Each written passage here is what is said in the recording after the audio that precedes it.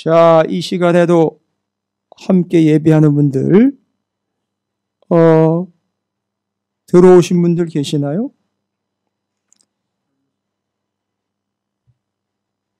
지금 16분이 들어와 계시나요? 그래요. 오늘 하루도 수고들 많으셨습니다. 방송을 통해 또 함께 하시는 여러분을 주님의 이름으로 또 환영하고 축복합니다. 예, 답을 좀 해주세요. 아멘이라고 답을 좀 해주시면 제가 여러분과 함께하고 있다는 사실을 잊지 않도록 하겠습니다. 그래서 잘 보려고요. 이렇게 화면도 좀 준비를 했어요. 이렇게. 감사합니다. 자, 오늘 귀한 말씀. 제가 아까 들어가기 전에 서두의 말씀을 좀 나눴지요. 사도행전 11, 12장은 참 중요한 기점이 된다 그랬죠. 분수령이다. 중간 지점이다. 나누는 지점이다라고 이야기를 할 수 있어요. 물을 자르듯 딱 잘라가지고 이렇게 나눈다는 얘기고, 케이크를 포크로 이렇게 뚝 잘라가지고 놔둔다라는 개념이 아니라 내용의 스토리의 전개상 12장까지 우리가 읽고 13장 넘어가면 바울이 등장하기 시작을 해요. 그럼 12장까지 쭉 읽어보셨지만 바울이 등장하진 않았어요. 어디에도 바울 이야기가 안 나옵니다. 그런데 오늘 12장 가보니까 바울이 등장을 하기 시작을 해요. 13장 가면 본격적으로 등장을 하게 됩니다. 왜죠? 13장부터는 이방인들에게 복음이 전파되는 내용이 기록이 됩니다. 성령이 너희에게 임하시면 너희가 권능을 받고 온 유대와 사마리아와 땅끝까지 이르러 내 증인이 된다라고 얘기했죠. 지금 사마리아까지 복음 증거된 거 기억하십니까? 성령은요, 뭐와 뭐를 가리지 않죠. 정리는 안 하셨지만 시간과 인간과 공간을 따지지 않습니다. 그렇게 임하셨어요. 그래가지고 성령께서 어디 임하셨느냐? 장소로 기억되는 데가 있죠. 사마리아, 에디오피아, 사마리아 전에 또 얘기하셔야죠. 성령이 너희에게 임하시면 유대 땅이 먼저 복음이 전파가 됐죠. 유대 땅, 사마리아, 에디오피아. 그 다음에 지금 복음이 임하게 되는 또 다른 장소로 안디옥으로 넘어가게 되죠. 이방 땅으로 막 넘어가기 시작하지 않습니까? 이방 땅으로 넘어가면서 사도 바울이 그 이방의 사도로서 부름을 받아서 이방 지역에 교회가 세워지기 시작을 합니다. 거기에 복음이 전파되어 이방인들 중에 믿는 자들의 숫자가 늘어나게 된다는 겁니다.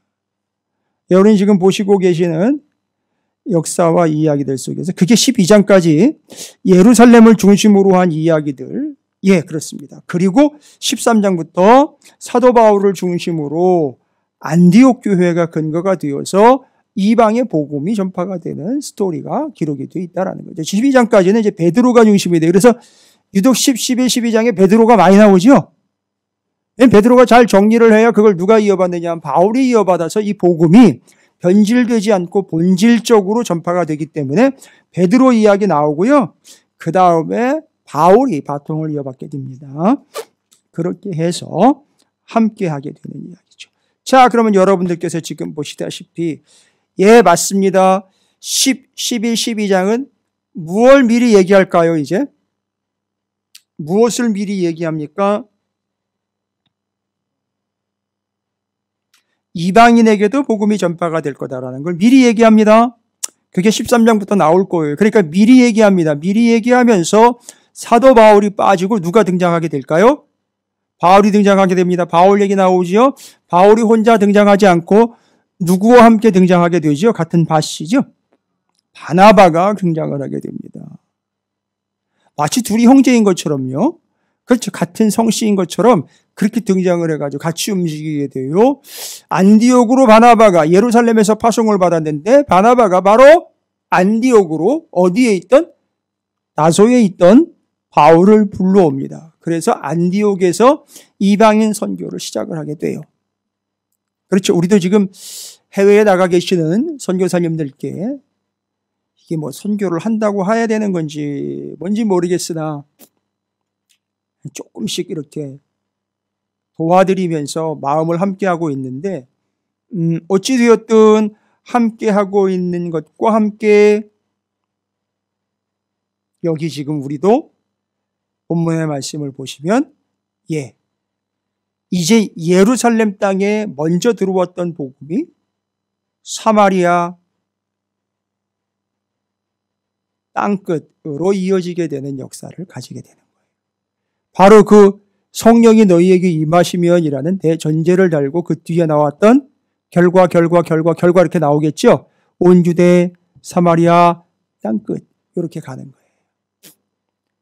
그래서 사마리아 이야기가 굳이 또 거기에 성령이 임했던 이야기, 예수님이 관통한 스토리가 기록이 된 것은 그 증거 때문에 그래요. 그 근거가 있기 때문에 반드시 적고 넘어가는 겁니다. 자, 그러면은 11, 12장이 13장 이야기가 나올 때에 그러면 13장에 안디옥 교회 선지자들과 교사들이 있으니 13장 1절에 곧 바나바와 니게르라 하는 시몬과 구레네 사람 루기오와 분봉왕 헤롯의 젖동생 마나엔과 및 사울이라 라고 나와 있으니 이 교회에서 13장 타이틀이 뭐라고 나와 있습니까? 바나바와 사울을 보내다. 어디로 보냅니까? 이방 지역으로 보내는 거예요. 선교사로 파송을 했다고요. 선교사로 파송을 했다고요. 안디옥 교회에서 선교사로 파송을 했어요. 예루살렘 교회에서는요. 야, 가서 확인 좀 해봐. 이렇게 예루살렘 교회에서는 예루살렘 교회가 공문을 써서 보낸 그런 예는 있지만 선교사를 파송했던 이야기는 앞부분에 나와 있지 않아요. 근데 이 안디옥 교회에서 바나바와 바울을 이방 땅 선교를 위해 보낸다는 거예요. 이걸 잘 기억하셔야 돼요. 평생 신앙생활하면서 이거 한 번도 모르고 이해도 못하고 들어보지도 못하고 돌아가시는 분들은 좀 안타깝다라고 제가 생각이 들어요. 좀 아쉽다. 아니 뭐 그래도 잘만 죽으면 되지 뭐 끝이 좋으면 되는 거지. 글쎄요. 하나님의 말씀이 그렇게 풍성한데 풍성한 걸 누려보지도 못하고 그냥 자기 창고에 가득 쌓여있는 재산이나 보다가 흐뭇하게 여기다가 가져가지도 못하고 아쉽게 죽어가는 것은 설명 불가능하거든요. 그런 사람 말고요. 다 놓고 가고 다 뒤로 하지만 앞에 있는 것이 놓여있는 것이 얼마나 풍성한 건지 그걸 향해 가게 된다면 얼마나 좋겠습니까? 지금 그 이야기, 더 풍성한 이야기, 앞으로 이방 땅에 복음이 전개될 이야기가 짜잔 하고 기다리고 있어요. 13장부터. 11, 12장. 여러분 한번 살펴보도록 하겠습니다. 특히나 10장과 11장에는 이방 선교를 위한 의식되었던 상황들을 기록해 놓은 여러 상황들의 구절들이 있습니다. 그걸 좀 먼저 찾아보면서 구체적으로 11, 12장이 유대 땅을 지금 전제로 하고 있구나 라는 것을 한번 살펴보도록 하겠습니다. 여러분 10장 시작하자마자 고넬료라는 인물로 시작을 해요. 이방인인데 고넬료라는 인물이 시작하는데 가이사라 고넬료라 하는 사람이 있으니 이달리아 부데라 하는 군대의 백부장이라. 그가 경건하여 온 집안과 더불어 하나님을 경외하며 백성을 많이 구제하고 하나님께 항상 기도하더니 뭐였습니까? 하나님을 경외했고 백성을 많이 구제했고 하나님께 항상 기도했던 사람이다 라는 거예요. 이 내용만 보면 마치 바리새인처럼 보일 수도 있을 법한 그렇게 행하는 그가 하나님께서 환상을 보여주시면서 행할 일을 주시고 4절입니다. 그거는 이제 지금부터 제가 근거 구절들로 이렇게 설명을 드리는 것들은 표시를 해놨다가 통일성을 위해 여러분이 나중에 다시 한번 쭉 훑어보시면 확인이 될 만한 그런 이야기들이죠. 10장 4절 고넬료와 주목하여 보고 두려워 이르되 주여 무슨 일이니까? 천사가 이르되 내 기도와 구제가 하나님 앞에 상달되어 기억하신 바가 되었으니 라고 나와 있습니다. 죄송합니다. 이 친구가 그 자동으로 혼자 대답하는 게 있어서 제 소리를 듣고 응답을 하는 모양입니다. 이게 설교를 말씀을 듣고 있는 모양이네요. 감사한 일이죠. 패드도 복종하더라. 헤드도 듣는 복음을 어히 너는 듣지 못하느냐. 뭐 이렇게 갈 수 있겠습니다. 농담이었습니다. 자, 4절에 이런 이야기가 있죠. 이방인인데 또한 침략자라고도 할 수 있는데 그에 대해서 고넬료가 주목하여 보고 두려워 이르되 주여 무슨 일이니까? 라고 환상을 보게 된 고넬료가 하나님의 사자가 들어온 걸 보고 이야기합니다. 그러니까 뭐라고 얘기를 합니까? 내 기도와 구제가 하나님 앞에 상달되어 기억하신 바가 되었으니 옛날에 히스기야의 그런 기도나 기억하시는 줄 알았는데 이방인인 고넬료의 기도와 구제 그의 기도를 기억하시고요. 그리고 어떻게 합니까? 그를 인정해 주시는 바가 되었습니다. 이방인이거든요. 여러분 이방인 유대인들이 어찌 보면 사람 취급도 하지 않았던 대상들이에요. 이방인으로 태어나지 않은 걸 감사했다니까. 그럼 뭐 오죽하면 그렇게 했습니까? 그런데 하나님은 그의 기도와 그의 구제를 하나님 앞에 항상 상달되었다라고 이야기했고 기억하신 바가 되었다라고 이야기합니다. 자, 그러면 고넬료라는 한 사람이지만 여러분 이건 한 사람을 이야기하는 게 아니에요. 앞으로 로마에서 이미 저 뒤에 가면은요 안디옥 교회의 구성원들 중에 여기에 이방인도 있어요. 그런데요 그 이방인 고넬료는 백부장이에요. 그럼 100명을 대표하는 사람입니다. 그렇다면 고넬료는 어떤 의미로 받아들일까요? 좀 확대 해석했다라고 보지 마시고요. 로마를 대표했다라고 보시면 안 될까요?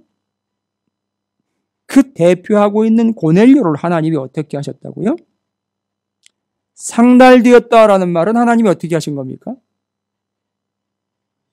받으셨다는 거예요. 그리고 그들을 기억하신 바가 되었다라는 거죠. 그러니까 이방인들을 하나님이 받아들이셨다는 거예요. 용납, 영어로는 accept 했다는 얘기예요. accept. 용납하셨다. 이방인을요.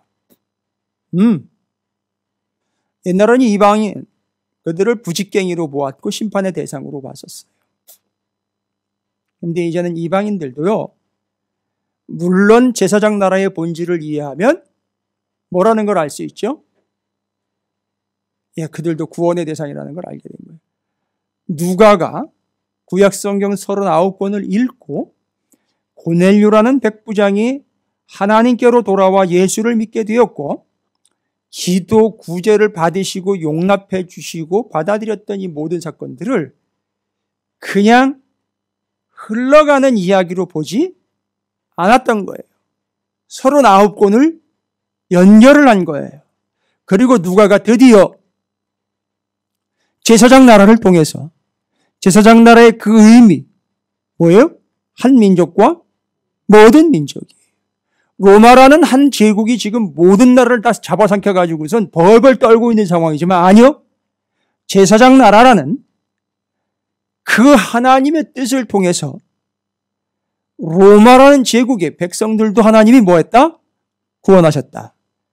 아브라함을 통해 보여주신 제사장 나라에 하나님이 한 민족을 통하여 모든 민족을 구원해내는 스토리를 누가는 캐치를 해낸 거예요.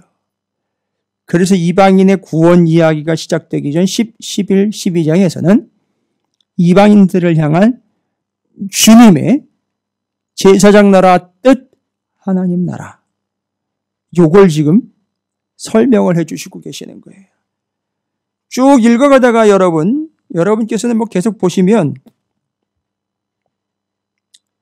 이방인들에 대한 긍정적 측면과 이렇게 받아주시고 용납해 주신 이야기들에 대한 근거들, 앞으로 나올 내용들에 대한 예측 본문들이 계속 나옵니다.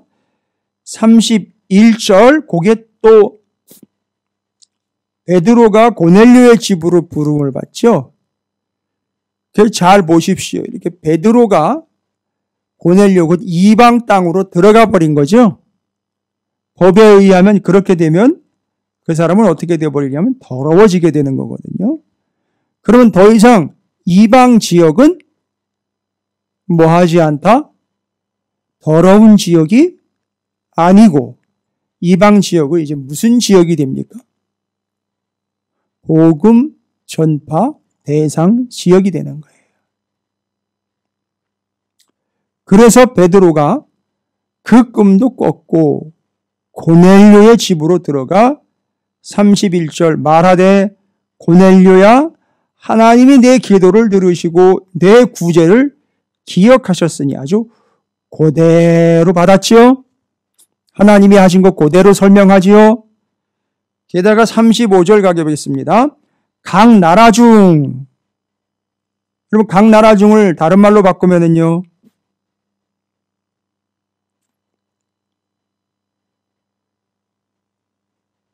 각 나라 중 제사장 나라의 컨셉을 통해서 지금 이루어지고 있는 것 보시면서 아직 젖어들고 계시지가 않죠. 지금 누가는 뭘 받느냐? 제사장 나라의 타이틀 한민족과 모든 민족이 이루어지는 것을 보고 있어요. 그리고 앞으로 바울이 나와가지고 그 일 할 거라는 것도 알고 있어요. 그러면 지금 여기 각 나라 중이라는 이 단어는 그냥 쓰인 단어가 아니죠. 그 타이틀을 이미 인용을 하고 있다는 거죠. 그럼 제사장 나라를 이해하고 있고 하나님 나라가 뭔지를 알고 있는 누가가 각 나라 중이라는 단어를 어떤 의미로 썼겠느냐? 모든 나라 중이에요. 모든 민족 중. 근데 뭐 모든 민족이지만은 가만히 앉아있는 민족들을 들추겨가지고선 구원한다는 얘기가 아니거든요. 정신 차려야 됩니다. 교회 다닌다고 다 구원받는 게 아니에요. 여기 보시면 35절에 각 나라 중 하나님을 뭐하며 경외하며 뭐하며 의를 행하는 사람은 다 뭐 한다는 겁니까? 받으시는 줄. 누가요? 누구처럼요? 고넬료처럼 하나님이 다 받는다는 거예요. 하나님을 뭐 하는 자? 경외하며 의를 행한다. 여러분 여기 지금 의를 행한다라는 말은 의로서 행한다는 얘기예요. 의를 위해 행한다는 게 아니에요. 이것을 행하면 내가 의로워지겠거니 하고 행하는 게 아니에요. 내가 이걸 행하면 믿음이 좋다는 평가를 받겠거니 하고 눈치껏 움직이는 게 아니란 말입니다. 남의 눈을 보고 남의 눈치를 보고 이제 직분자가 돼야 되니까 그런 거 계산해가지고 의롭다 여겨지는 것을 행하는 게 아니고요. 의를 행한다라는 말은 의롭게 행한다는 말이에요. 그러면 의로운 행위를 행하는 게 아니라 의롭게 행한다라는 거기 때문에 그런데요. 성경에는 의인은 없나니 한 사람도 없는데 여기 보면 의를 행한다는 거예요. 그런데 이 말은 의로운 행위들이 따로 있어서 그걸 골라서 행하는 게 아니고요. 혹 이걸 행하면 의롭게 되기 때문에 그걸 행하는 선택적 의의가 아니고요. 의의는 없어요. 그런데 의롭다고 여겨져 버렸어요. 그래서 의로운 자로서 행함이라는 거예요. 아니 그러면 그 사람이 어떻게 의롭게 됐느냐가 관건인 거예요. 그건 대답할 수 있어야죠. 어떻게 의롭게 된 겁니까? 구약은요? 율법을 잘 지키면 의롭다 그랬다고요. 지금처럼 많은 성도들이 지금 말하는 것처럼 좋은 거 많이 행하고 뭐 많이 하고 이러면 의롭게 선이 쌓이는 것처럼 이게 지금 가톨릭에 와 있는지 교회에 와 있는지 뭐 모르겠어요. 개신교인지. 그러니까 어디 와가지고 공덕사상을 펼쳐놓고 있고 내가 많이 했으니까 괜찮을 거예요. 뭐. 심지어는요. 내가 너를 위해 기도를 많이 했으니까 넌 기도 안 해도 돼. 이딴 얘기를 하는 사람들이 있어요. 그건 뭐 무당입니까? 어디서 왔어요? 그거 아니에요. 큰일 납니다. 여러분 그냥 덕스럽게 행동하는 거지 덕을 쌓는 게 아니에요. 덕선이 아닙니다. 선을 쌓는 게 아니에요. 덕, 선, 의 이건 사람의 항목이 아니에요. 근데 여기 의를 행합니다. 그 뜻은 의롭게 행한다는 거예요. 그 행동이나 항목이 의롭다는 게 아니라 그 사람이 의롭게 됐다는 거예요. 그 상태에서 행동하는 걸 의를 행하는 거라고 말하는 거죠. 하나님은 그걸 의롭다고 여겨주셨어요. 그 뭐를 의롭다고 여겨주셨습니까? 네? 뭐를 의롭다고 여겨주셨냐? 예수님을 믿는 걸 의롭다고 여겨주신 거예요. 왜요? 의인은 없나니? 하나도 없는데? 오직 예수 그리스도만 의로운 분이 아니에요. 예수는 의 그 자체란 말이에요. 근데 그분을 우리가 뭐 했단 말이죠? 믿었단 말이죠. 억셉트했단 말이에요. 받아들였단 말이에요. 그랬더니만 그 믿음으로 행하는 사람들의 행위가 의로운 거를 하나님이 받으시는 거예요. 그걸 받으시는 거지. 그 사람과 함께. 아벨과 그의 제물을 받으셨다라는 말 기억하시죠? 아벨이 의로운 자로서 아벨이 드린 제물을 받으신 거예요. 그걸 둘을 함께 받으신 건데 그러니까 둘이 하나인 거예요. 그러니까 그 사람이 의로운 사람으로서 행동한 게 그게 같은 거고 동일한 거예요. 전문용어로 쌤쌤이라 그래요. 정확하게 얘기하면 same. 같은 거예요. 믿었기 때문에 의롭게 여겨졌고 제가 요즘에 이제 봤는데 간구는 역사하는 힘이 크다. 간구는 역사하는 힘이 크다. 이제 기도를 이야기하는 거겠죠. 근데 너무 아쉬웠어요. 이게 야고보서에 나온 말씀인데 앞에 전제가 있죠. 의인의 간구는 역사하는 힘이 크다는 거예요. 거기 분명히 나와 있어요. 전제가 있다고요. 의인의 간구예요. 의인의 간구. 그 의인이 누구냐? 주님을 구주로 받아들인 사람들, 믿는 사람들이 의인이에요. 오늘날 많은 사람들은 의인을 착각하고 있다는 것이요. 좋은 일, 선한 일을 많이 한, 적선을 많이 한 사람들을 의인이다라고 얘기를 해버려요. 자, 이게 좀 분리가 좀 되시죠? 정리가 좀 되시죠? 그게 지금 이방인 중에서도 누가 나왔다는 거죠? 그러면 의인이 나왔다는 거죠. 이방을 의롭다 여겨주신 거죠. 이유는 이방인들도 누구를? 예수를 믿기 시작했다는 거예요. 그러니까 이방인에게도 뭐가 들어간 거죠? 복음이 들어간 거예요. 복음은 곧 what? 예수다 이거예요.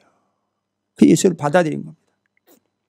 자, 또 이방인들을 받아들였다라는 구구절절히 그런 내용들 다 담겨 있지요. 근데 제가 지금 열거하고 있는 지금 4장 31장 4절 31절 35절 또 44절 이거 참 졸지에 그 이방인들과 이방 땅과 이방 지역 고넬료의 집이 뭐랑 비슷해졌는지 한번 보세요. 44절. 베드로가 이 말을 할 때에 성령이 말씀 듣는 모든 사람에게 어떻게 했어요? 내려오시니. 성령이 어떻게 하신 거죠? 우리 요새 계속 강구하고 있잖아요. 성령이 임재하신 거예요. 충만히 역사하신 겁니다. 이거 옛날에 있을 수 없잖아요. 얼마 전에 있을 수 없는 일이 있었잖아요. 성령의 임재 사건 중에 유대인들이 봤을 때 있을 수 없는 사건이 있었잖아요. 성령이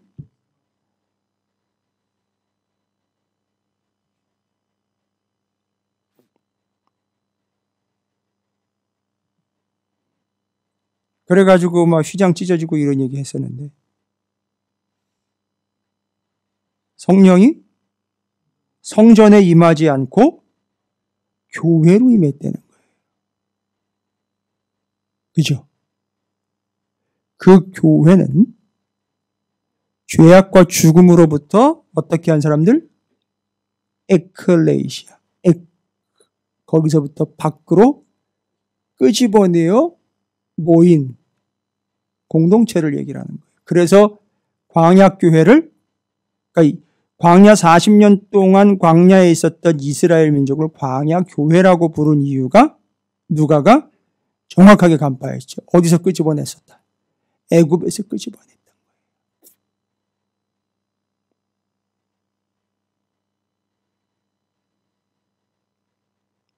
죄로부터 끄집어냈는데 죄를 짓고 살아요. 그럼 죽어요. 살리고 싶은 거죠. 죄로부터 끄집어냈는데 죄를 또 지어요. 그죠? 그러니까 그 죄는 해결을 해줘야 되겠죠. 그래서 뭘 만든 거죠? 그렇죠. 제사제도를 만든 거예요.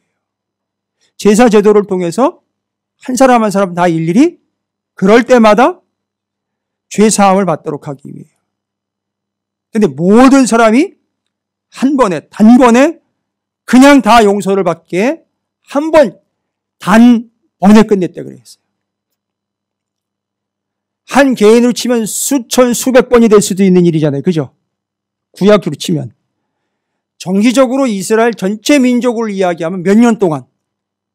움직이는 성막 500년, 움직이지 않는 성전 1000년에 가지고 1500년 동안 1년에 한 번씩 대제사장만 혼자 들어가가지고 그걸 해냈단 말이에요. 이제는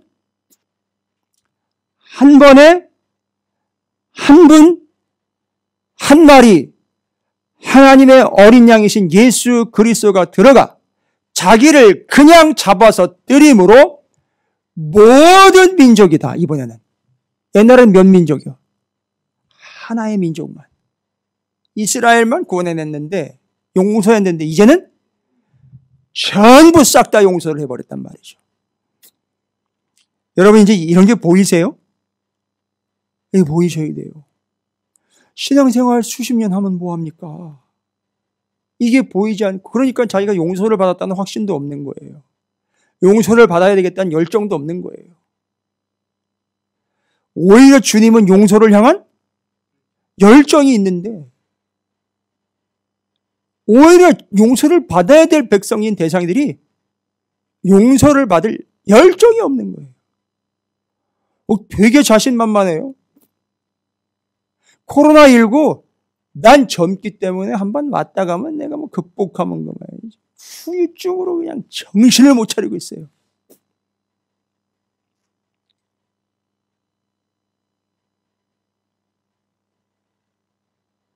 바로 지금 우리가 그 죄악의 범죄의 코로나로 몸살을 앓고 있는 거 아닙니까? 확진 받았어요. 죄인이라고 확진을 받았다고요. 어떻게 할 거예요 이제? 용서 받아야지요. 치료 받아야지요. 지금요 모더나, 화이자 또 어디 있어요? 얀센? 여러 동네에서 여러 개 많이 나왔더라고요. 주사기도 특수 주사기가 지금 나올 정도래요. 한 방울도 안 남고 다 들어가는 거. 그 뭐 워낙에 비싸니까 약이. 근데 죄악의 치료제는 그런 게 아니에요. 단 한 분, 그분이 흘리신 단 한 방울의 피일지라도 그게 우리에게 효험이 있다는 거예요.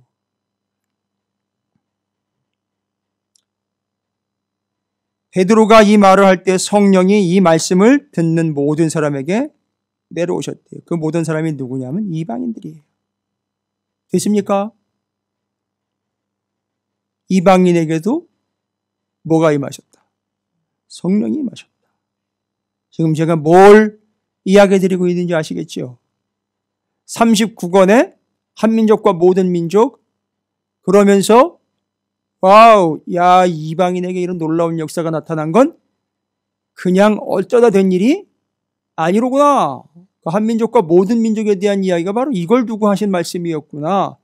그리고 한민족과 모든 이야기의 실체로 이스라엘 사람들이 역사 속에서 한번 확인할 수 있었던 거.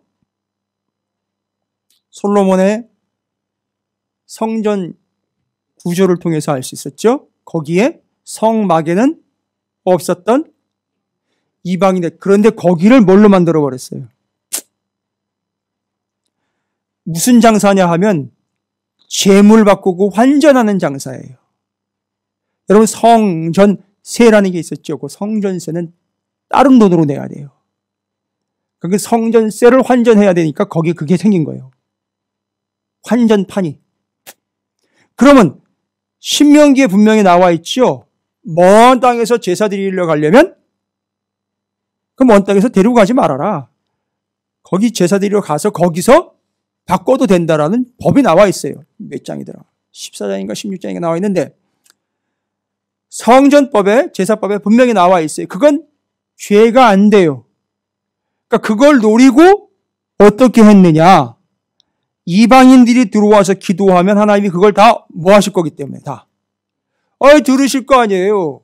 그런데 거기를 유대인들이 거기 와가지고선 재물 바꿔가고 환전하는 데 쓰는 환전판 재물 교환 장사판으로 다 바꿔버린 거예요. 그러니까 거기 누가 못 들어간다는 얘기입니까? 이방인들은 한 사람도 못 들어가는 거예요. 그러니까 이 도둑놈들 나쁜 놈들. 도둑놈들은 뭐예요? 장사해가지고 이윤을 남겨먹는 게 아니라 완전히 노예 판매상인 거죠. 말하자면 누구의 목숨을 근거로 그 짓을 하고 있는 거예요. 거기 앉아있는 사람들은 누구의 목숨을 깔고 앉은 거예요. 이방인들의 목숨을 수도 없이 깔고 앉아가지고 장사해 먹고 있는 거예요. 그러니까 예수님이 오자마자 만민이 기도하는 집 타이틀로 이방인의 뜰에 있었던 장사치들을 다 쫓아낸 거예요. 개념이 잡히시죠? 아니 왜 거기서 그런 행동들을 하시냔 말이에요. 무례하게. 그게 그분이 그렇게 움직이신 이유는 뭐냔 말이에요. 그러면 예수님의 죽음이 효과가 없잖아요. 11장으로 넘어가면 11장 9절. 또 하늘로부터 두 번째 소리서 내게 이르되 하나님이 깨끗하게 하신 것을 내가 속되다고 하지 말라 하더라. 이건 뭔 얘기인지 아시겠죠? 옛날에는 거꾸로 뭐 하다 그랬죠? 더럽다 그랬어요. 누구를요? 이방인들을. 그런데 하나님이 뭐 했다 그랬어요? 깨끗하게 정결케 되었다. 정결케 되었다는 것은 오직 누구를 통해서 또 예수 그리스도의 보혈을 통해서 깨끗하게 된 거죠. 깨끗하게 된 것을 더럽다고 하지 마. 내가 이미 깨끗하다라고 선포한 거야. 내가 속되다고 하지 말라. 15절입니다. 15절. 내가 말을 시작할 때 성령이 그들에게 임하기를 처음 우리에게 하신 것과 같이 하느니라. 와, 분명히 다시 얘기해줘. 언제 어떻게 한 것처럼? 그 마가의 다락방에 성령이 임했던 것처럼 동일하게 임했다는 거죠? 예, 맞습니다. 성령은 동일하신 하나님이시에요. 그런데 그게 누구에게 임했다는 거죠? 이방인들에게, 이방 땅에 임한 겁니다. 17절. 그런즉 하나님이 우리가 주 예수 그리스도를 믿을 때에 주신 것과 같은 선물을 그들에게도 주셨으니 내가 누구이기에 하나님을 능히 맡겠느냐 하더라. 와, 선물을 이방인들에게도 주셨다.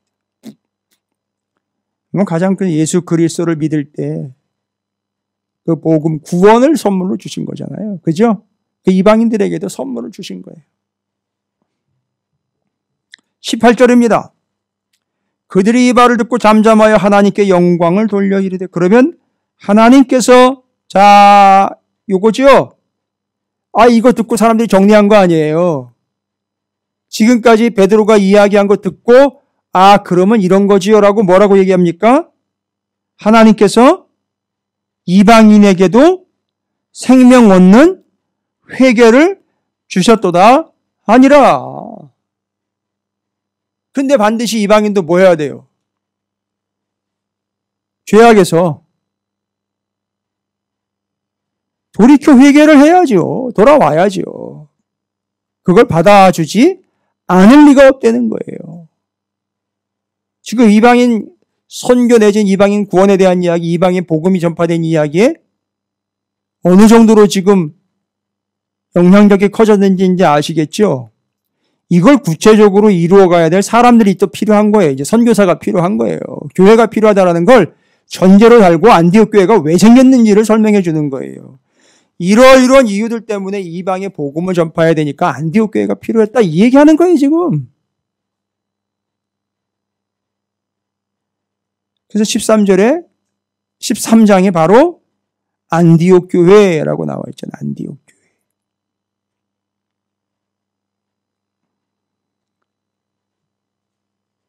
그 다음에는요 20절입니다. 11장 20절. 그 중에 구브로와 구레네 몇 사람이 안디옥에 이르러 헬라인에게도 말하여 주 예수를 뭐 했습니까?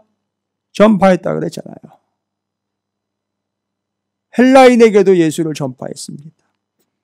22절입니다. 예루살렘 교회가 이 사람들의 소문을 듣고 와우, 무슨 소문을 들었습니까?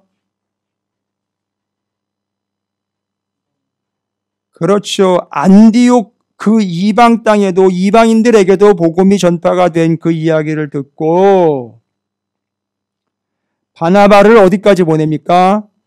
안디옥까지 보냈어요. 이 안디옥 이렇게 중요한 교회인데 요즘엔 뉴스에 나온 안디옥 교회는 참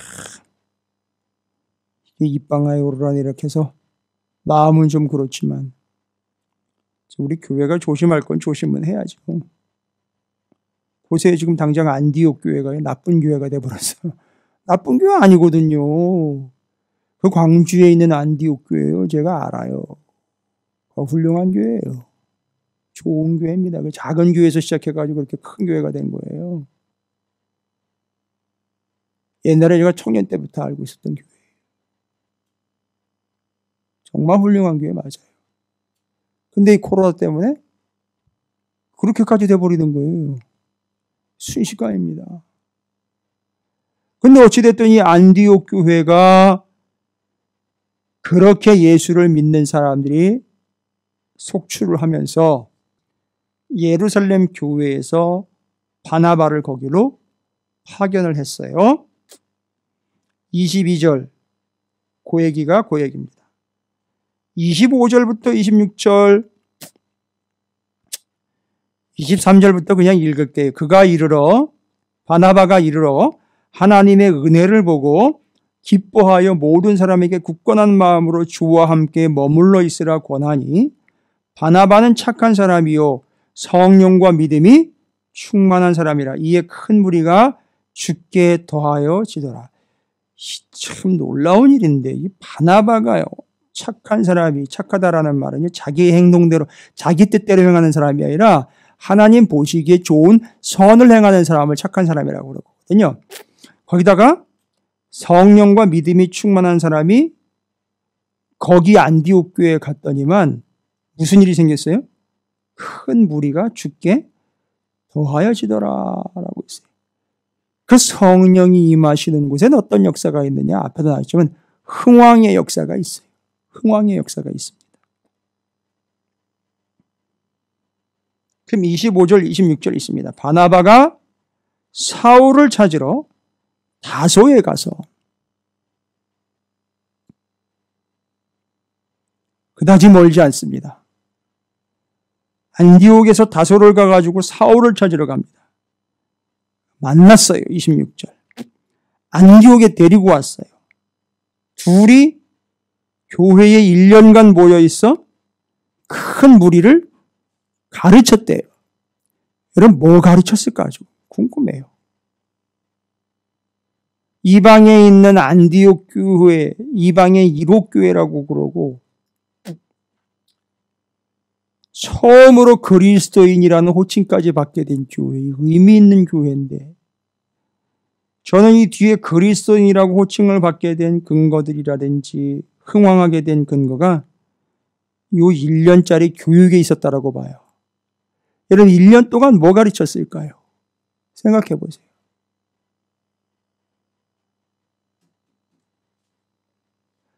유대인들과는 다른 관점이 있습니다만 지금 이방 땅에 복음이 전파가 되고 있는 이 모든 상황, 이걸 여러분 뭘로 설명을 했을까요? 바나바, 바울? 맞아요. 바나바가 왜 바울을 데리고 왔을까요? 바나바가 바울을 소문으로 들었을 때 알고 있는 바 정확하게 이해했는 것은 바울이 다메섹으로 가다가 성령께서 그에게 임하여 그가 예수의 앞에 꼬꾸라지고 예수를 구주로 영접하게 됐어요. 옛날에는 예수를 깔아보던 구주가 아닌 죽여야 될 대상으로 봤었을 텐데 뭐의 관점으로 보면요. 구약의 율법적 관점으로 보면 그리해야 될 예수를 그는 믿음으로 받아들여서 그 자리에서 예수를 영접해버렸어요. 그죠? 그리고 그 10초도 안 되는 그 사이에 구주가 누구인지 예수가 누구인지를 싹 정리 끝내버렸죠. 39건이에요. 바로 바나바도 역시 잘 보시면 바나바라는 사람도 예 맞아요.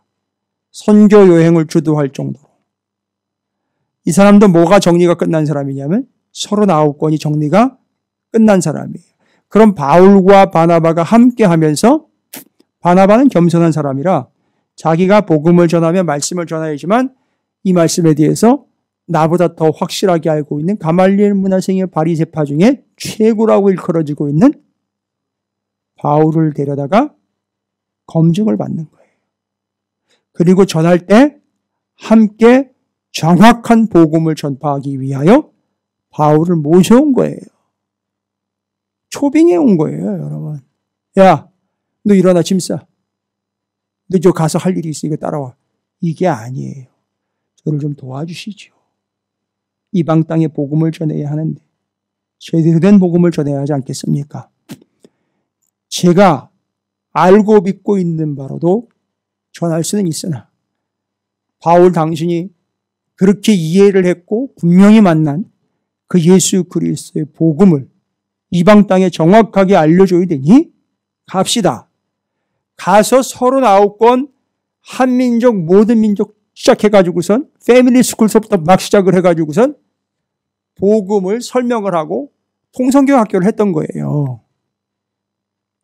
그래서 그거를 정확하게 안디옥 교회 먼저 통성교 학교를 풀어놓고 십자가 그 순간 그 이야기부터 시작을 해가지고선 제사장 나라 하나님 나라 왜 모세 여호수아 기드온 다니엘은 왕이 되지 않으려고 노력까지 했느냐 이런 얘기부터 쫙 해가지고서 이해를 다 시켜버리고 그 복음이 여러분에게 온 겁니다. 이거예요.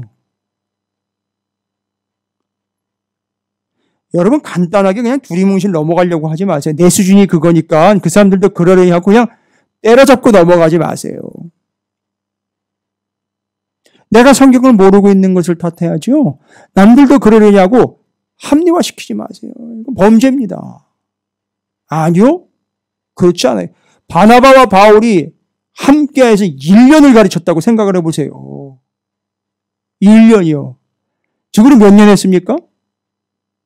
6년 했어요. 6년. 물론 제가요. 바울이나 바나바보다 한참 모자라요. 수준이 안 돼요. 그래서 오래 걸릴 수밖에 없지만 그래도 어떨 땐 너무할 때가 있어요. 지금 안디옥 교회에서 1년 동안 가르치고 나타난 효과가 뭔지 아시죠? 26절이에요.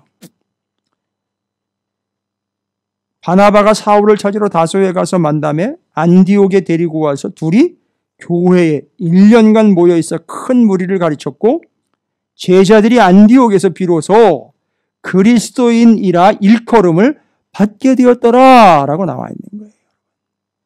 왜 그리스도인이라는 말은 별명이에요. 옛날에 뭐 그다지 좋은 별명은 아니었죠. 뭐 예수쟁이 뭐 이런 거예요. 예수 환자 뭐 이런 개념이에요.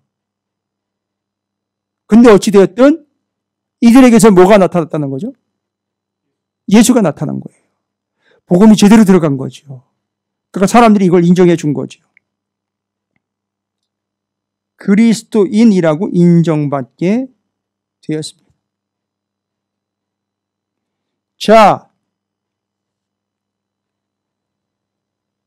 이게 바로 이방 선교 어떻게 시작될 것인가에 대한 내용들입니다.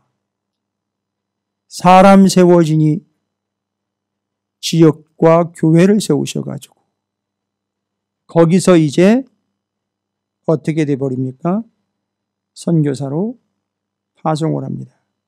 그런데 중간에 야고보의 순교 이야기와 베드로의 투옥 이야기가 나와요. 이제 복음을 핍박하게 되는 이야기들이겠죠. 그런데 여기서 우리가 이제 확인해야 되는 12장 24절과 23절을 좀 기억하시면 좋을 것 같아요. 그 전에 이렇게 복음을 전하면은 승장구의 과정은 아니라는 거예요. 엄청난 핍박과 고난과 아픔이 기다리고 있다는 거죠. 그런데 이 사실만큼은 잊지 말라는 거죠. 20절부터 읽을게요.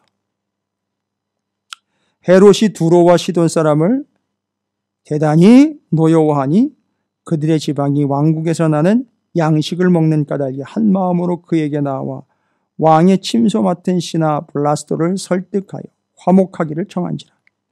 헤롯이 나를 정하여 왕복을 입고 단상에 앉아 백성에게 연설하니 백성들이 크게 부르되 이것은 신의 소리요 사람의 소리가 아니라 하거늘 이라고 나와 있어요. 마치 헤롯을 뭐를 취급하듯 하죠? 신 취급하듯 하죠? 그게 기분이 좋았던 것 같아요. 헤롯이 여기에 반응을 합니다.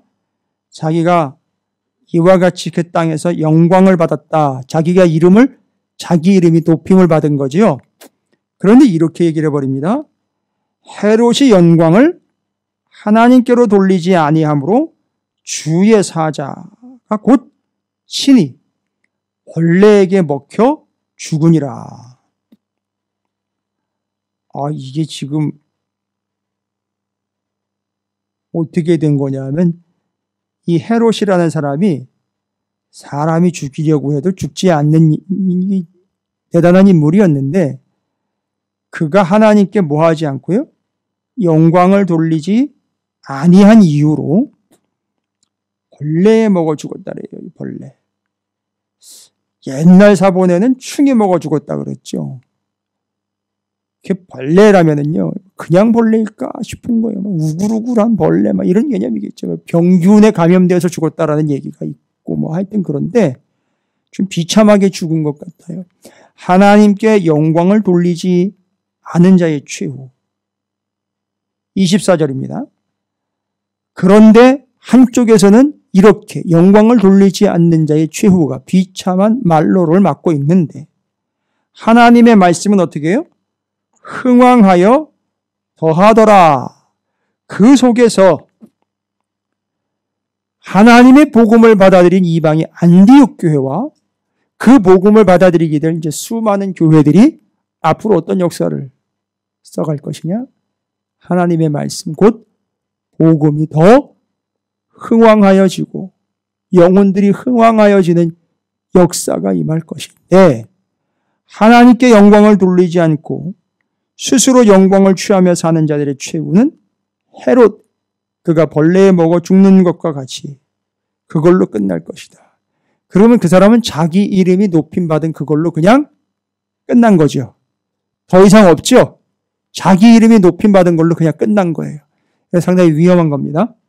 교회 안에서 누가 칭찬해 주거들랑 사양하세요? 절대 사양하세요. 예, 그러지 마세요. 라고 정중하게 부탁하세요. 저를 칭찬하시면 안 됩니다. 저는 죽습니다. 이런 일서의 각오로 영광은 모두 하나님께 돌리십시오. 지금 여기까지 오고 이렇게 된 데까지는요. 하나님의 개입과 역사가 100%였거든요. 그래서 하나님의 말씀이 흥왕하여졌다라는 게 복음의 결과예요. 그러니까 여러분, 복음은 추세를 막아가지고 전하는 게 아니에요. 그냥 꾸준하게 전하면 이 복음이 어떻게 되게 되어 있느냐 하면 흥왕하게 되어 있어요. 코로나 전이 됐든 코로나 중이 됐든 그냥 복음은 전하는 거예요. 사람을 데리고 오려고 하는 게 아니라 복음은 그냥 전하는 거예요. 그리고 그 복음은 어떻게 되게 돼 있다? 흥왕하게 돼. 그 흥왕하려면 전해야 하는 거예요. 그러니까 그냥 전하세요. 매주 띄우듯 이 복음이 계속해서 흥왕하게 될 거란 말이에요. 발효가 되듯. 근데 이게 되는지 안 되는지도 몰라요.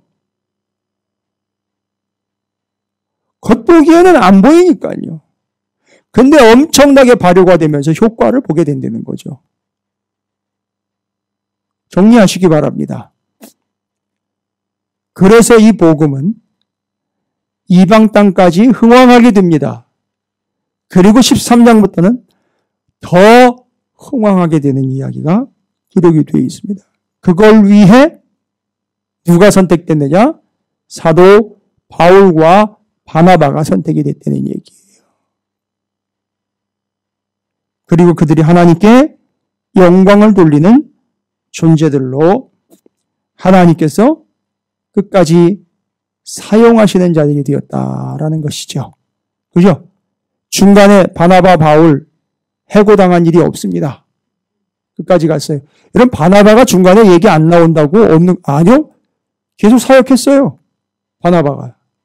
바울 사역하는 동안도 계속 사역했어요. 그래가지고 바울이 바나바 얘기를 계속 하죠? 예, 맞아요. 바울도 바나바랑 헤어진 게 못내 아쉬웠던 거예요. 마음이 아팠던 거죠. 근데 이게 다 하나님 뜻이었었어요. 자, 우리 이제 코로나가 막고 있고 장애물이 아닙니다. 그건 복음과 상관이 없습니다. 여러분 지금 코로나가 흥왕한 것 같잖아요. 그렇죠? 아니요. 복음이 흥왕하지 못한 거죠. 복음이 흥왕하지 못한 거지 코로나가 흥왕한 게 아니에요. 우리는 이제 이 사명을 안고 갑니다. 어디든 복음은요, 흥왕하게 되어 있습니다. 전하는 자들 때문이고요. 그것이 바로 하나님의 은혜라고 믿는 자들이 있기 때문에. 이방 땅에 전해진 이 역사. 당시의 이방 땅은요, 죽어 마땅한 주인의 식탁 아래예요. 뭔 얘기인지 아시겠죠? 죽어도 상관없는 주인의 식탁 아래예요. 그러나 거기 뭐가 떨어지죠? 부스러기와 은혜가 떨어집니다. 그걸 먹고 살게 됩니다. 이게 복음이에요. 거기에 우리는 바울과 바나바처럼 복음을 그냥 전하면 됩니다. 지금까지 복음이 뭔지를 쭉 설명을 지금 드렸으니까 기억날 때마다 생각날 때마다 전하고 전하셔야 돼요. 지금 이 방송을 통해서 제가 찾아갈 수 없는 이들에게 복음이 설명이 되고 있고 증거가 되고 있어요. 저는 그거에 대한 뿌듯함을 느낍니다. 자만은 아니고요. 그냥 저희 가족들, 그리고 이 땅에 안 나가 성도들도 혹시나 방송을 듣고 아, 그게 그거였구나라는 깨달음 속에서 돌아오게 된다면 더할 나위 없이 좋고, 사랑하고 찾으시는 교회 성도들이 그 복음 안에서 더 풍성해지고 그냥 전하면 되는 거죠. 그건 흥왕할 겁니다. 그리고 돌아오게 될 겁니다. 할렐루야. 너무 힘들었던 역사가 이제 복음이기 때문에 흥왕하게 되고 역사적으로 증명되게 되었습니다. 우리 찾으시는 교회가 이러한 안디옥 교회와 바나바, 사도 바울과 같은 진정한 그리스도인과 그 교회가 되시기를 주님의 이름으로 축복합니다.